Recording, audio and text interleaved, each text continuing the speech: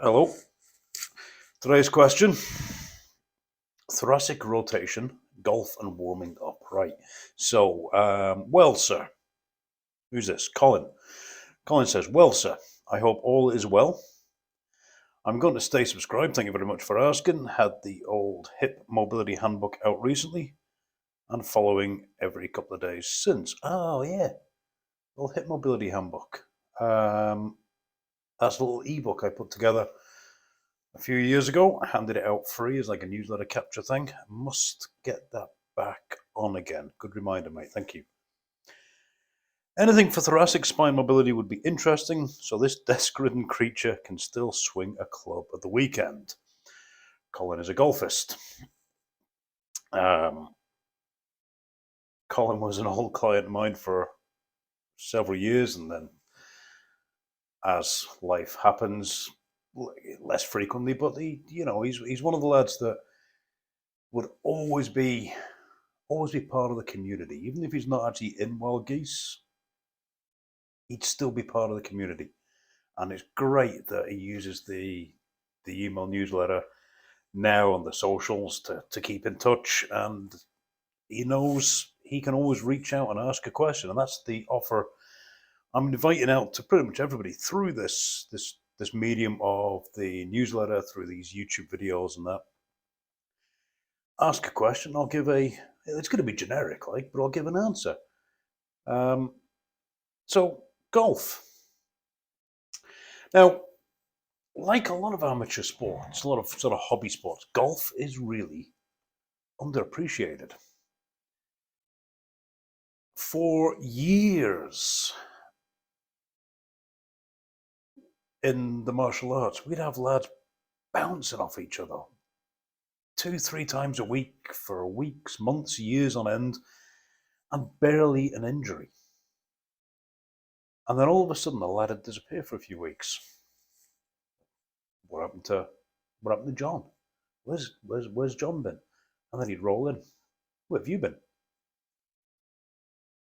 And invariably, his answer would be, "Oh, I got injured." I'm like, "Oh shit, what happened?"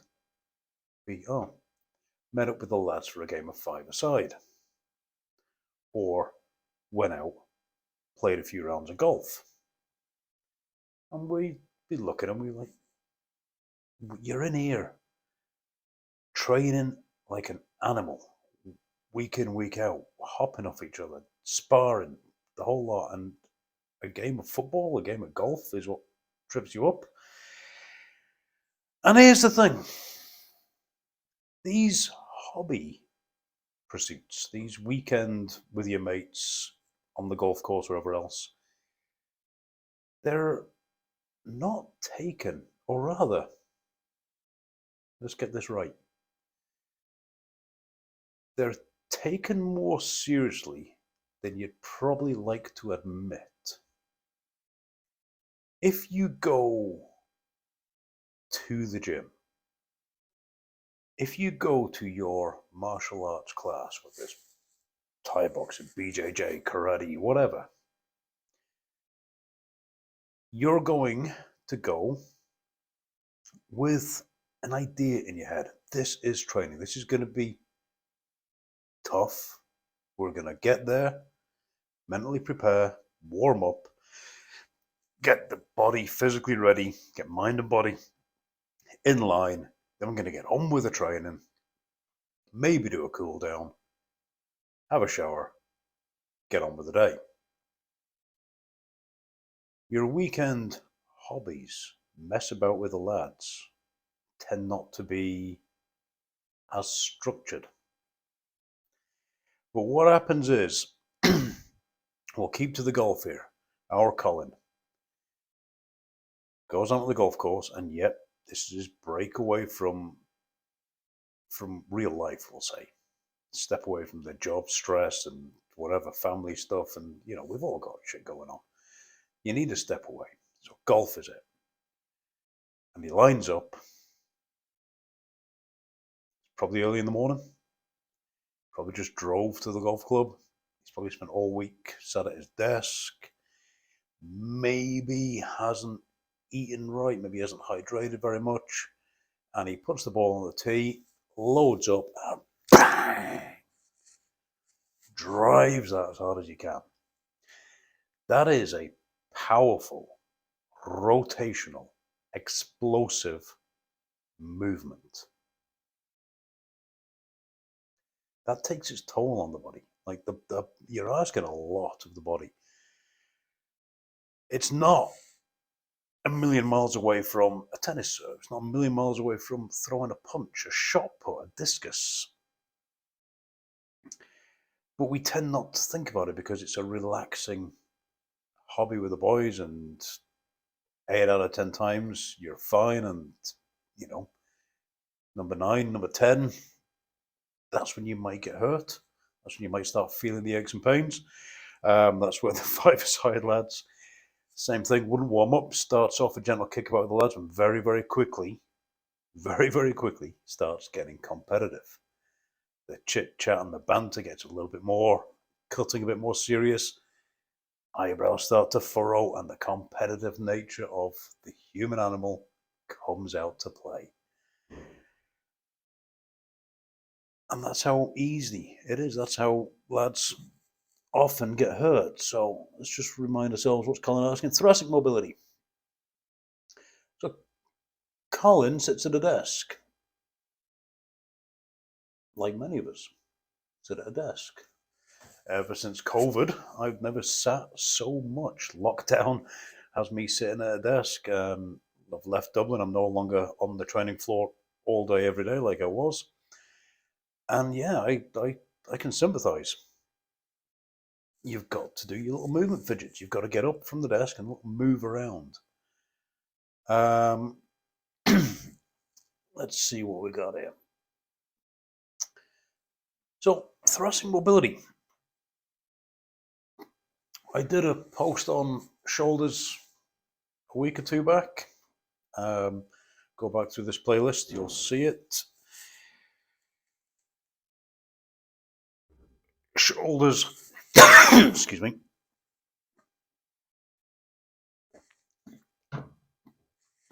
Shoulders quite a complex joint. You've got the arm bone, you've got the collarbone, you've got the scapula. All that pretty much sits on the rib cage. The muscles that are going to be involved in all that, pretty much this whole quadrant. Your lats go from your pelvis onto your shoulder blade, onto your arm. You've got your pec running through the sternum onto your arm. You've got your traps that come up your neck, across the upper back. There's a whole lot going on. Was it 19 muscles attached to the scapula alone? There's a lot goes on in the shoulder, but it includes your thoracic spine. I like to think of this is what we call the shoulder, but really the shoulder is the shoulder blade, the scapula. Scapulohumeral rhythm is the fancy term for how the shoulder blade and the arm move together in rhythm, in synchronicity with each other. When that's all good, it's good. But the scapula runs across the ribcage. If the ribcage, the thoracic spine, sets the ribcage, or the ribcage sets the thoracic spine, chicken and egg. If the shoulder blade doesn't have a smooth surface to run over, smooth surface, not technically the correct term, it'll do though. A smooth surface to run over, that's going to affect how well it can move, which will affect the rhythm between it and the rest of the arm. So for a lot of thoracic stuff, I like to coach breathing drills. Now, where are we at? When I send this out as an email, I said to get into child's pose. Child's pose is a yoga position, but what it really is Child's pose, you're kneeling and your hands on the floor right in front, and you sit back into that kneeling position so you feel that stretch up the lats, extending the spine a little bit as you sit your hips back onto your heels. You can get the same sort of position should you hold on to a squat rack and just drop down into a squat, letting that sort of hanging off the hands a little bit. You can put a bar in the squat rack. Use anything that you can sort of hold on at a reasonable height that allows you to sit down into a squat. And what that does is that's going to elevate the shoulders, put the arms in an overhead position. It's going to give these lats a nice little stretch out. Because the shoulders are up, you're reducing the amount of any accessory breathing muscle activity. So our accessory breathing muscles would be these upper chest, neck muscles that lift the ribs. So you'll see a lot of people breathing in the shoulders, where really shoulders shouldn't move too much. Excuse me, I have a tickle. I do apologize. So when we put arms overhead, especially if we're really getting a shoulder shrug, we're reducing how much these accessory breathing muscles can do anything, which is good. That means we're now using the diaphragm. That means we're now going to feel our rib cage expand front to back and out to the sides with every in-breath. Yeah. If you're in the kneeling or squatting type position, you'll actually feel as you inhale the belly pressing into the thighs, which is cool. That's what we want. You'll also feel how you expand out through pretty much what your kidneys are. You'll feel that area expand and relax, which often, when I put people in child's pose or the squat position, I might place my hands on roughly where the kidneys are, the floating rib area, and help them feel that expansion and contraction. Once that starts happening, you're breathing into the back, breathing into the sides. When you come out of it, bear in mind, if you're doing some deep diaphragmatic breaths, come out of it slowly, you might feel a little dizzy. But you come out of it, once you're sort of settled and the room stops spinning, you will feel, loosey-goosey, because you've just taken down all the tension. Not all the tension, geez, broad strokes there. You've potentially taken out a lot of tension. If you are using stress breathing, accessory breathing, you might have just taken all the tension out of the shoulders, out of the neck, and you've just found that this all starts to move a little easier. That's a good thing. And it takes a minute, maybe 2 minutes. So easy to throw into your warm-up. Yeah? So easy to, even if you just put your hands on, I don't know, the roof of the car and you just sit back, let those shoulders come up. Yeah? Do a few breaths there. It's not quite the child's pose. Think of it. It's almost like a down dog position, but your hands are up here and your feet are on the ground. Get a few breaths. Feel that whole rib cage expanding. Now, that takes minutes. Real quick. What else? Pec stretch. If we're rounded, if we're so many people, if we just give them a gentle bit of pressure in around this area, they jump. It's painful to the touch, and you don't have to press hard. People are often surprised. You'll press them on the arm and go, right, that's how much pressure I'm using, and you press here, and they go, they jump. And what we're sort of getting into is just a highly tonic, real tight bit of muscle, and it's usually what we think of as the pec minor muscle. So when we take our hand and we thumb a lift, boom, yeah. Now we extend, and we could use something to block our arm and move ourselves through and back. Pec minor, we usually want a hand above the shoulder, but feel free to play with the height. Yeah, and you come through and back, through and back, through and back. And you can see the creases on this hoodie. Yeah? See how the fabric stretches and the fabric releases. Yeah, stretches and releases. And that'll do. And you try various heights until you find that the spot that you go, ooh, that's it. And you inhale, nice big inhale for the whole rib cage expand, and then you relax. You move in and out of that. How easy is that? Yeah, and again, you could use, you could actually hold your golf bat, wherever, and I can use this hand to push myself into that stretch. Yeah, simple. I can put my hand palm up against something to block it, a tree, a lamppost, whatever. Yeah, doesn't matter what.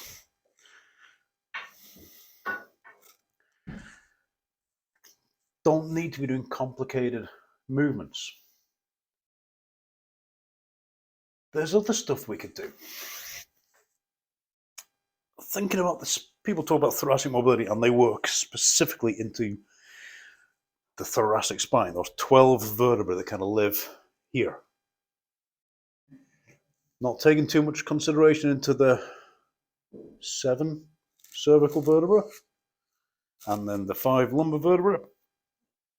A lot of people don't like talking about moving the lumbar vertebra, but they all move, people. They all need to move.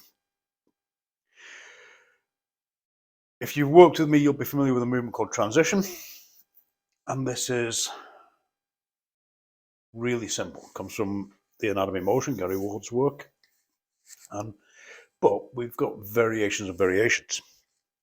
Basically, if you're standing and you reach across yourself, and I mean reach, as you do so, you imagine you're getting taller.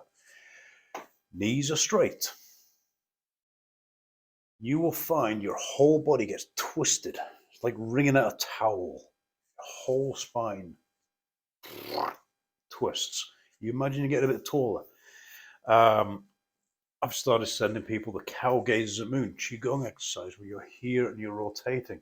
And as you do so, you're thinking up as you go round and you're relaxing back. Up as you go round and you're relaxing back. Feet are flat on the floor. Don't let your feet start lifting. You want to get that feeling of, if you're turning, this is a right foot, so if I'm turning to my right, I want to get the feeling that this twisting, this foot is being arched up, it's twisting, not just falling over. Yeah. That transition drill, I find to be one of, I think on YouTube I do have a transition. If you search my YouTube page, transition should come up. Anybody that's trained me has certainly done it. Anybody that's been in here for movement therapy has likely done it. I use it as an assessment as well as an actual rehab drill. But a few twists. Again, if you want, you could hold onto your stick and do it. I wouldn't really, because I don't want the idea of any extra tension in the upper body. But it's just as simple as you start to turn, have the arms bring you around, because that'll bring it out further, as well as this arm is now pulling the shoulder blade is stretching the muscles across the upper back. You rotate and you come back. You rotate as you come back. Nice and slowly. You do, say, 5 rotations each side, and each one, you just try and rotate 1 degree further, 1 degree further. If I look around here and I can see, just because you can see it, there's a barbell behind me. If I rotate and I see that barbell, on the next one, can I see just past the barbell? Eventually, could I be able to rotate right around until I can see that corner? Simple as that. But every time you rotate, you want to be getting taller.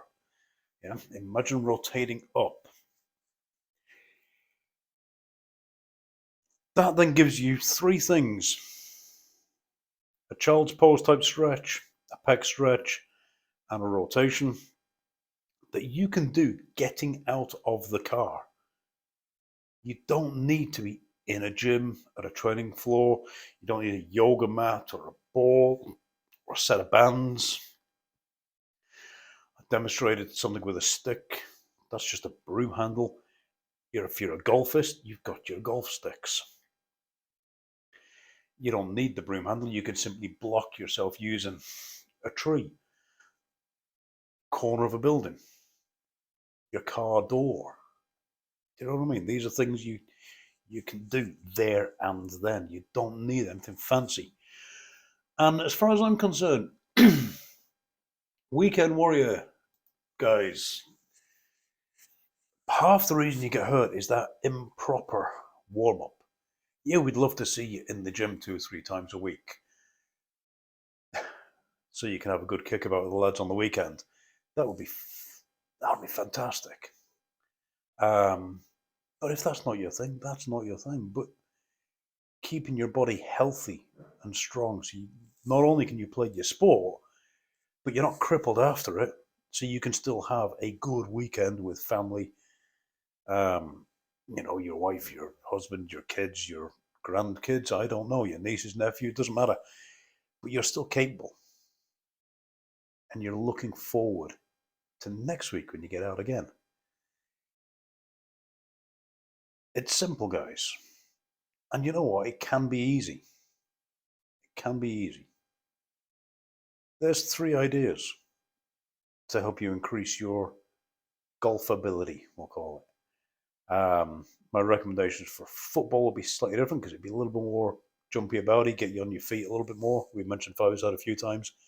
I'd rather see you do some squats and lunges and some lateral shuffles and move around a little bit more. Golf, maybe not so much, but do not disrespect how much force you're putting into that golf swing.